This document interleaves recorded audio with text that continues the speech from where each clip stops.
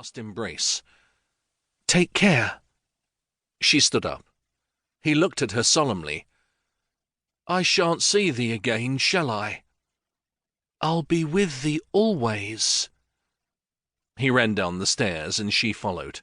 The baby lay in the chair, still asleep. Hal's bundle on the floor. Hal had shoved aside the small chest, and now he lifted the hatch in the floor. Cold, dank air rushed in from below. Hal picked up the sack and pulled the strap over his head, adjusting the sack on his back. She went to the cupboard and grabbed her journal, as well as the athame in its scabbard that sat atop it. Going to him, she shoved them into the sack. "That!" He pulled away. "No, take it out. I want no part of it." "Thou must, else he will have it. Guard it, keep it, promise me." His eyes flickered with heat, and for an instant she thought he would refuse. But then he jerked his hand, as if throwing aside his thoughts. "I promise." He bent down to pick up the baby. She lit the wick in the fat tallow candle inside the pierced tin lamp, and handed it to him. He held the lamp above the dark hole. "Come, son." Guy looked back at her, and for an instant the scared little boy showed in his face. But then he started down the ladder. Hal bent to hand the boy the lamp. Straightening, he looked at her. He did not speak. His gaze said everything. She felt as if she might drown in the sorrow rising in her chest, but she nodded, summoning up a smile. "Godspeed, my love." Then her family was gone, leaving only the gaping black hole. For an instant she could not move, everything in her screaming to follow them. But she pushed down that craven impulse and rushed to lower the door. She dragged the small chest back in place. Whatever she had promised, she knew she would not be following them. She was not about to lead her enemies straight to her family. No one would bother to hunt them down. It was her they wanted.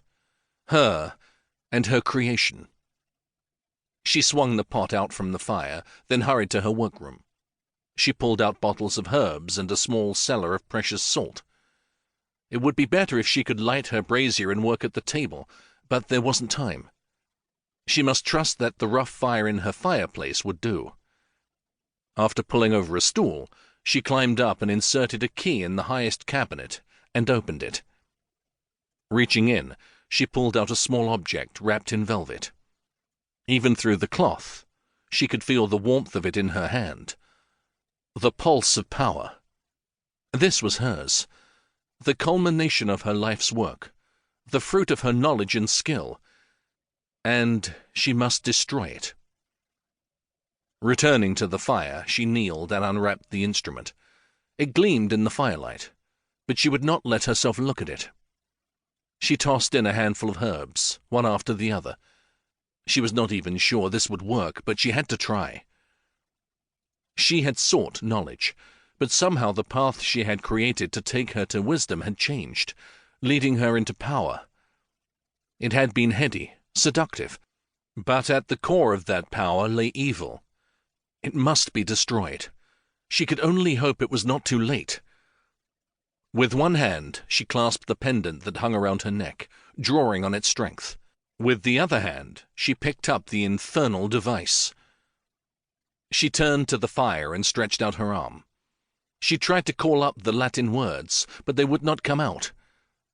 Her hand shook. Outside, thunder rumbled. She realized her own creation was fighting her now.